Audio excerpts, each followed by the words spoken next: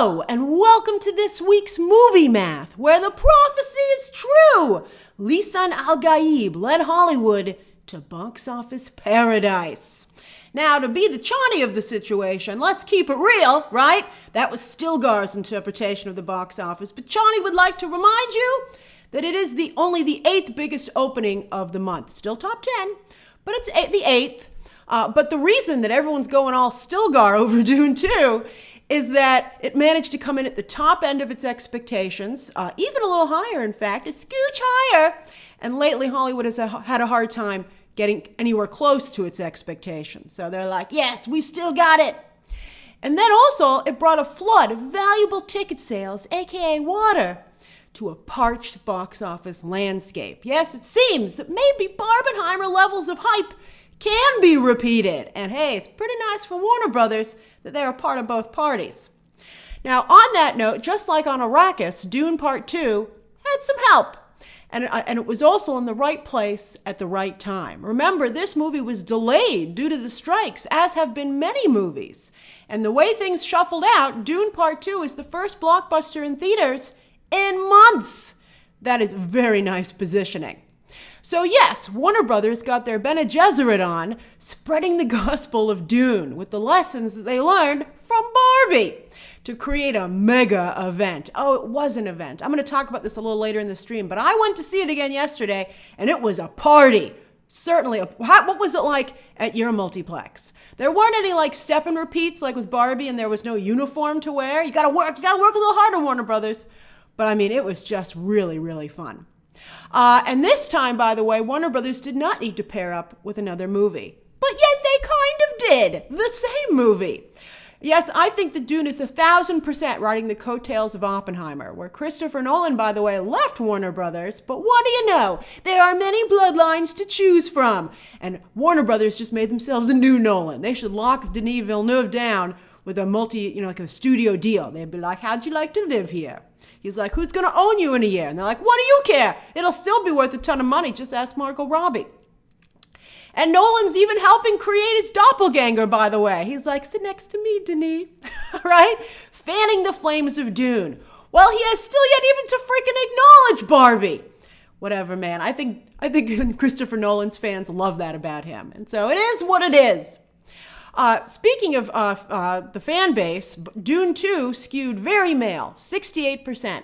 And the smallest demo was women under 25. If Zendaya is selling tickets to anybody, it's apparently to dudes. She did a lot to promote this film, though. We're going to talk about Zendaya. And the diversity demos were also very nice. Here are some sexy numbers for you. Oh, rawr, right? Premium screens accounted for 48% of the box office. Oh my God, that's phenomenal. That's a change. What's it going to take for them to build more freaking premium screens? I hope this might be it. I mean, also though, I think the scarcity is part of what creates the hype, which, we're going to discuss in just a moment. So do you think they should? I really feel that every multiplex should have at least two Dolbys, if not two Dolbys and two IMAXs, but at least two Dolbys. So 48%. IMAX alone, speaking of IMAX, 23% of the weekend box office. And that's all thanks to Nolan as well, who made it. Maybe that's why he wants Denis to sit next to him, so everybody remembers who started this. And who Denis is he's like the diet Nolan, right? Although I'm sure Denis fans are like, who you calling the diet version of Nolan? All right, but what do you think? All right, so I just think it's great there's more than one. Just like I want more than one premium screen, I like having more than one Nolan. We were never able to get more than one Spielberg. Sam Mendes, oh, by the way, also copied Nolan, but Nolan was never nice to him because Sam Mendes stole his James Bond dream. All right, so anyway, back to these sexy numbers. Premium screens, they have been made cool, right, by Nolan, and that creates a lot of social media engagement. So not only does it sell 48% of the week, almost half of the weekend was powered by premium screens, but it's built-in advertising. People, they tweet about getting the tickets, how hard it is to get the tickets. Then they tweet about their experience going to the sold out crowd where everybody's going nuts because they got into the VIP area of the party, if you will. And I saw people just tweeting pictures of screens, almost sold out screens. Those 3:15 a.m. showings, mwah. Not only did people buy tickets to them, but they generated so much chatter on social media. And I think just alone, the fact that people were willing to go at 3:15 in the morning made people go, I got to see this freaking movie. So that's awesome. Those showings, those 3:15 a.m. showings are almost sold out. Why is AMC Lincoln Square so special? Because it's the biggest IMAX screen in the country. So a lot of other places have IMAX screens, but they're baby IMAXs. If you've never been to AMC Lincoln Square, you don't know. You don't know how big it can get. But let's just say, like there's grandfather worms, AMC Lincoln Square is the grandfather IMAX. It's amazing. You got to at least, if you're into movies at some point in your life, you got to make the pilgrimage. All right, so intellectual blockbusters on premium screens, whereas before, audiences have historically liked to keep things simple, and I think to some degree there is still a large contingent that does. There's definitely a huge audience emerging, it's quite big, that likes it complicated. And again, that's the Nolan effect. Now, to be fair, Nolan would not be Nolan if not for Batman. So, that certainly helped him. Look at Denis Villeneuve. He's doing Dune. Dune movies are what helped him. The Arrival didn't blow up his career. I mean, it won him some fans. It got him on his way. But it's the IP. It's the IP, baby. But yeah, I mean, and Nolan's not done with this kind of fare either. He wants to do Bond still. So, he knows.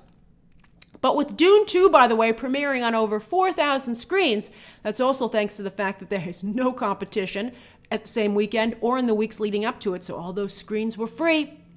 And theaters were happy to give them to Dune 2 because it's been, as I said, a barren wasteland the past few 2 months.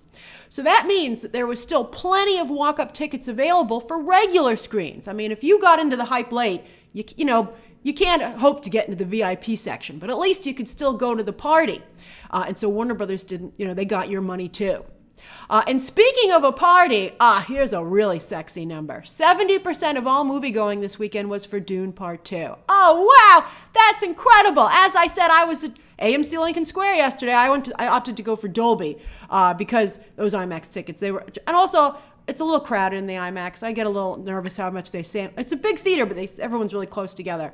I like how everybody's a little more spaced out in the Dolby. So I was in the Dolby yesterday, and it was just electric to be in the theater. And the whole multiplex, people were online for snacks. When we left the theater, people were all around us talking about Dune on the walk home because it was like a concert had let out. Oh, it was incredible. Now, when I saw Dune 2 again last night, it was fresh off of doing all of my spoiler coverage, not just for Dune Part 2, but I was looking significantly into the history of Dune, all the Dune stories. And so as I watched the movie again, I was like, damn, Star Wars really did take a lot from Dune. Now, to George Lucas's credit, what he did was make Dune more commercial, simpler, back in the 1970s. But now, thanks to Nolan, changing the way audiences watch movies and want to watch movies, now audiences want the more sophisticated, weirder version. Fascinatingly, Zack Snyder just recently tried to create his own Star Wars over at Netflix with Rebel Moon. Didn't quite work out. We still have one more part to go, but it didn't really work. But is it Warner Brothers that has managed to steal some of Star Wars' thunder? This is so interesting to me. I wonder what you think. Disney has managed to anger hardcore Star Wars fans and bore casual fans, creating this opening. Denis Villeneuve says he doesn't know what movie he's going to make next. He's got a couple of projects ready to go. Dune 3 script, as I just talked about in my Dune 3 video, almost done. He's just fiddling with it a little bit. But I bet there's an awfully good chance that Warner Brothers makes it worth his while to do Dune Messiah next. Some of you might be like, we need a little bit of a break. But it takes a long time to make these movies. And he still has to do a lot of campaigning. I think you probably even wouldn't be able to begin filming until 2025. So let's start going. Let's go. What do you think Denis Villeneuve should do? If I were Warner Brothers, even if I was Denis' agent, I'd be like, make more Dune. He's only got one more to go. Finish the run. Finish strong. That's what I would say. Now, speaking of more Dune, I sure hope this Dune Prophecy series doesn't derail the hype train. It's still set to hit Max sometime this year. Or will it? It might have an accident, right? Because here's the problem. Warner Brothers, of course, wants to keep the Dune party going, but they don't want to kill the vibe. Because it's not just box office that Dune 2 is after. It's after Oscar gold. Yes, Villeneuve is going around saying that he doesn't want to just dominate the box office. Oh no, he's drunk with power. He also is setting his sights on more substantial Oscars for Dune Part 2. Remember, Dune Part 1 pulled a Mad Max Fury Road, walked away with mostly wins in the craft categories, those secondary categories. Sorry, but they are.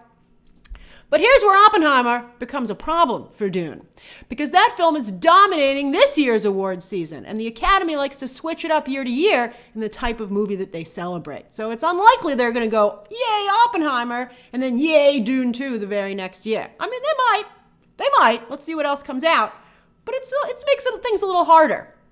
I'm not saying Dune Part 2 won't get nominations, but I think it's probably going to follow in the footsteps of Dune Part 1 and take mostly those second level categories. And then Villeneuve, he needs to make that third film, which would be his last Dune movie. He'd be out of there after that. Everybody would know. And that's probably where he would finally be able to win in the major categories. If he could just land some acting nominations for Dune Part 2 this year, I think he'll have made progress. I see a potential nomination for Timmy C. I'm not sure because it's awfully early, but he did a really good job. Also Javier Bardem. Those would be I liked Zendaya a lot. I mean, I would love to live in a world where she got nominated, but I'm not seeing a ton of heat online for her performance, even though I thought she was one of the strengths of the film. But I think if I were Warner Brothers, I'd run Timmy C, Zendaya, let's try, and Javier Bardem for potential acting noms. I think there's a chance. What do you think? Who would you run? Who would you push? I know some of you are going to say everybody, but come on, put your business hat on.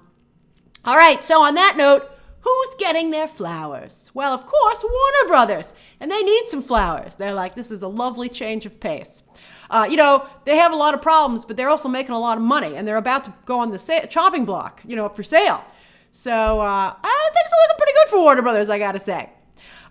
They have continue to have incredible box office momentum, and that's thanks to a publicity department that is firing on all cylinders. I mean, wow, what movie will they blow up into a major event next? They seem not to care too much about Godzilla x Kong. I mean, they care, but I don't see an event coming together here. Although they don't really have a strong cast to help them with that. Having a strong social media friendly cast is crucial. And that's maybe one of the areas that Godzilla x Kong falls short, because you need those red carpet pics, baby. That's interesting. All right, what do you think this is a formula for how Warner Brothers is able to blow these movies up? I think a big part of it is having multiple premieres, and every one of them is just stunning. But they have a lot of really good other possibilities for a party later this year. Joker 2. I'm curious to see Lady Gaga? Lady Gaga, the gauntlet has been thrown down by Margot Robbie and Zendaya. Your turn. Oh, I'm excited. That could be great. Now, I said Villeneuve might be the new Nolan when I first saw the film. And it's looking like it's happening. And again, Nolan loves it. He loves having a mini-me. With this and Wonka, Timothée Chalamet has rocketed himself to movie star status. And he's actually, I think, lucky that Dune 2 ended up coming out second to leave a bolder, more artistic impression with fans, right? I think he wouldn't have wanted to end on Wonka. I hope he doesn't think he's too cool to go back to Wonka, because a lot of us want to see Wonka too. I mean, I've always liked Timmy C, but now I think he's like a draw. Now I'm like, oh, Timmy C's in it? I'm going to take a second look, from a movie-going standpoint. Zendaya did a lot to help promote this film. A lot. And Challengers, also delayed by the strikes, is right around the corner, setting Zendaya up for her own potential 1-2 punch to cement her star status a la Chalamet. You know who I've been seeing get the most heat off of this movie? Mr. Austin Butler. That's incredible, with many fans saying he was their favorite character. Who is your favorite character in Dune? That seems to be the social media question to ask right now, so I'll ask it here. Who is your favorite? And a lot of people are saying Austin Butler. This was crucial for him to not just be the Elvis guy anymore.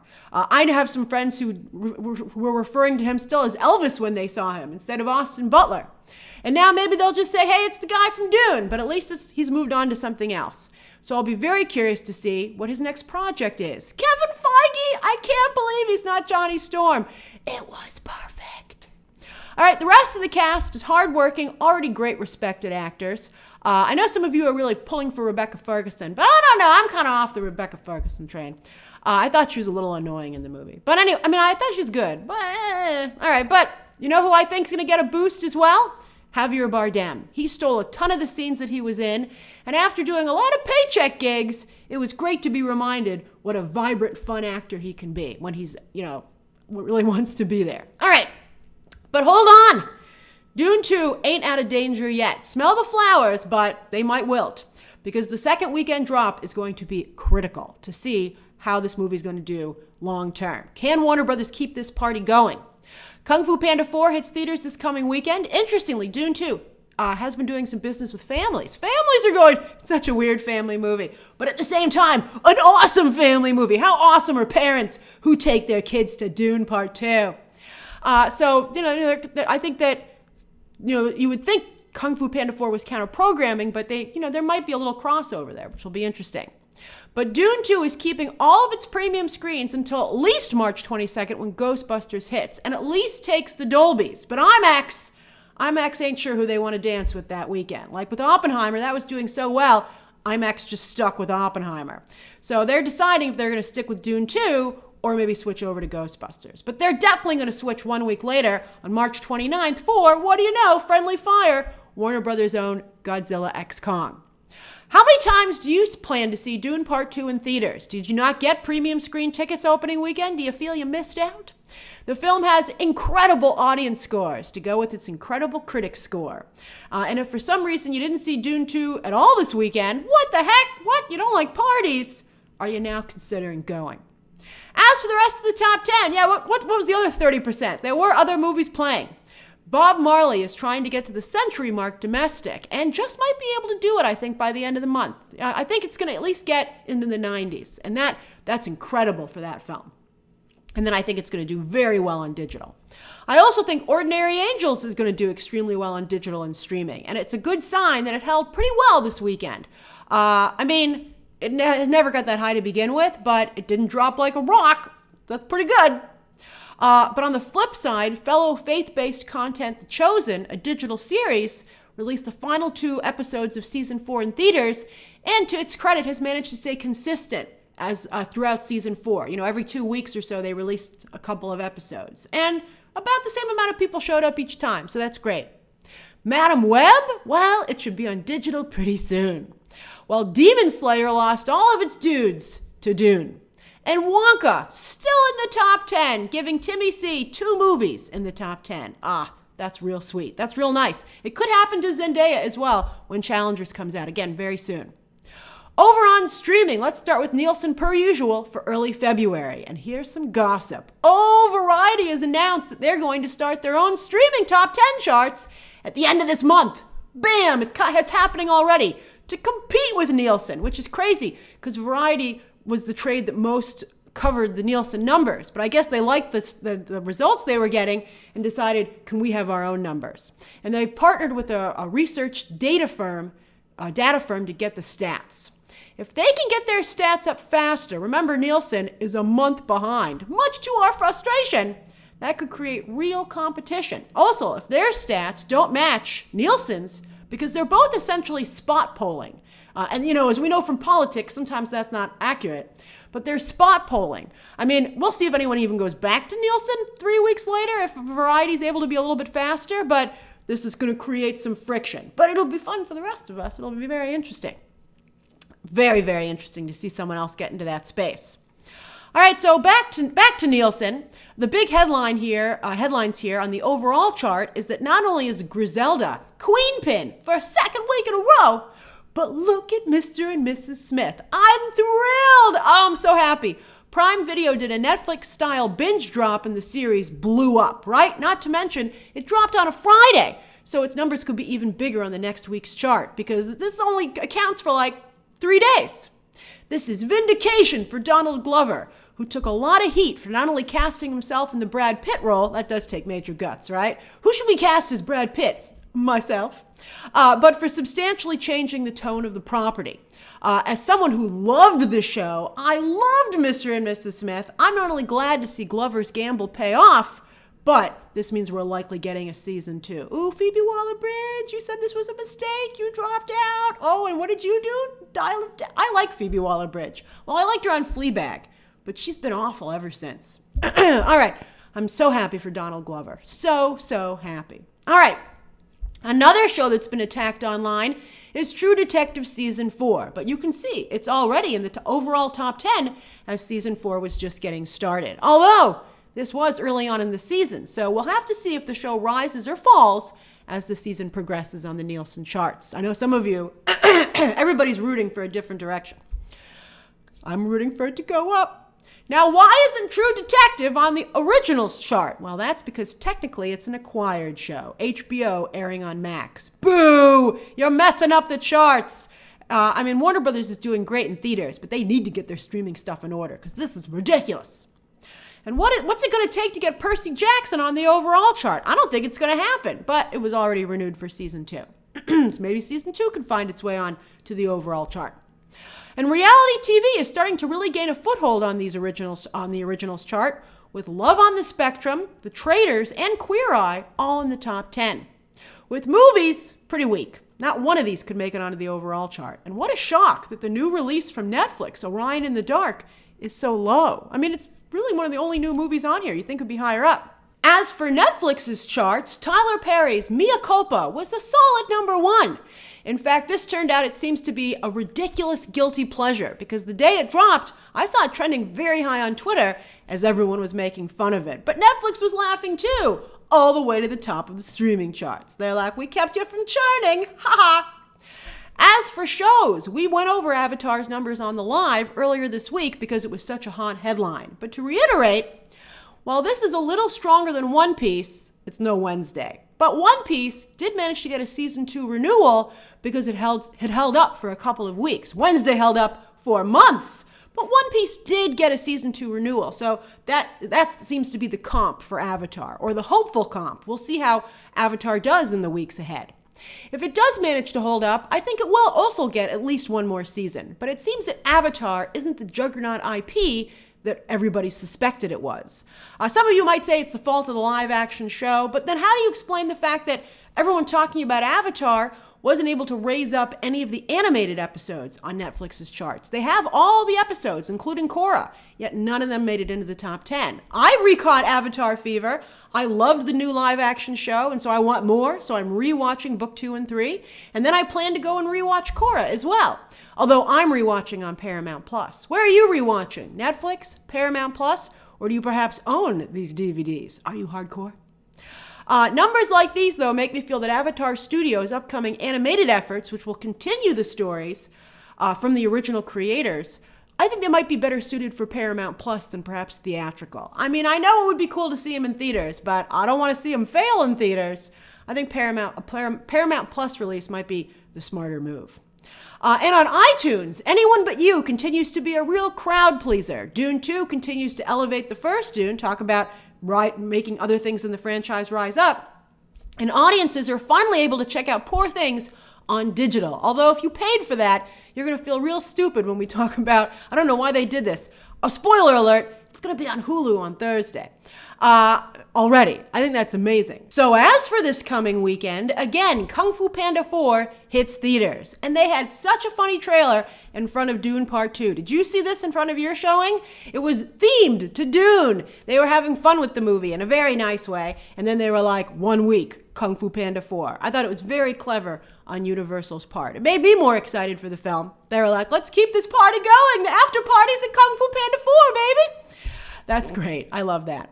And then also Jason Blum has another movie, Imaginary, coming out, starring DeWanda Wise from Jurassic Park Dominion. She might not be able to continue in that franchise because they're apparently getting a whole new cast, but I'm glad she got this. Angel Studios, speaking of distributors, seeing if they can repeat their past successes, Angel Studios made huge headlines with The Sound of Freedom last summer, and they're going to see if they can do it again with Cabrini. And Love Lies Bleeding also opens in limited release before going wide the following weekend. Then rumor has it that Apple is finally dropping Argylle on digital on Tuesday. As for streaming movies, on Thursday, Prime Video has Ricky Stenicki, that's the Farley Brothers movie with Zac Efron and John Cena. And then, Poor Things, on hitting Hulu already at no extra cost. I think that's fun. You know, the movie, when it hit digital, still not very big on social media. This could be the thing like when Saltburn finally hit Prime Video, when people can watch it at no extra cost. We'll see what happens on Thursday with Poor Things. Could it be it would be, if it got a Saltburn type glow up, that would be really great heading into the Oscars, which are next Sunday. All right, and then on Friday, Netflix has their own movie, Damsel, starring Millie Bobby Brown. Then with shows, tonight, HBO kicks off their next Sunday entry, The Regime. Now, I got screeners for this, but I ended up not reviewing it because I couldn't watch it past the first episode. I thought it was so awful. It has an okay RT score, though, Rotten Tomatoes, so I'll be curious to see how audiences react to it. I just think it's awful. Just absolutely awful. I mean, maybe the joke becomes clearer as the series progresses, but I didn't have any interest in revisiting after that first episode. Weird, because, you know, Kate Winslet did so well on HBO with Mare of Easttown. All right, then on Wednesday, Hulu drops the entire season of Extraordinary, and this is amazing. Fox moves Family Guy after 19 years on Sundays to Wednesday nights to anchor their new lineup here. Let's see how, everybody, I just DVR Family Guy, so whenever it goes into my DVR, fine. Then on Thursday, Netflix has new series The Gentleman, based on the Guy Ritchie movie. And that's this week's Movie Math. What have you been watching? What do you plan to watch? And what do you think of Dune Part Two's opening weekend? How do you think it will do in the long run? Who benefits the most? What are its Oscar chances post-Oppenheimer? And which movies do you think Warner Brothers will be able to turn into a party next? Share your thoughts down below, subscribe today, and of course, as always, you can check out some more videos right now.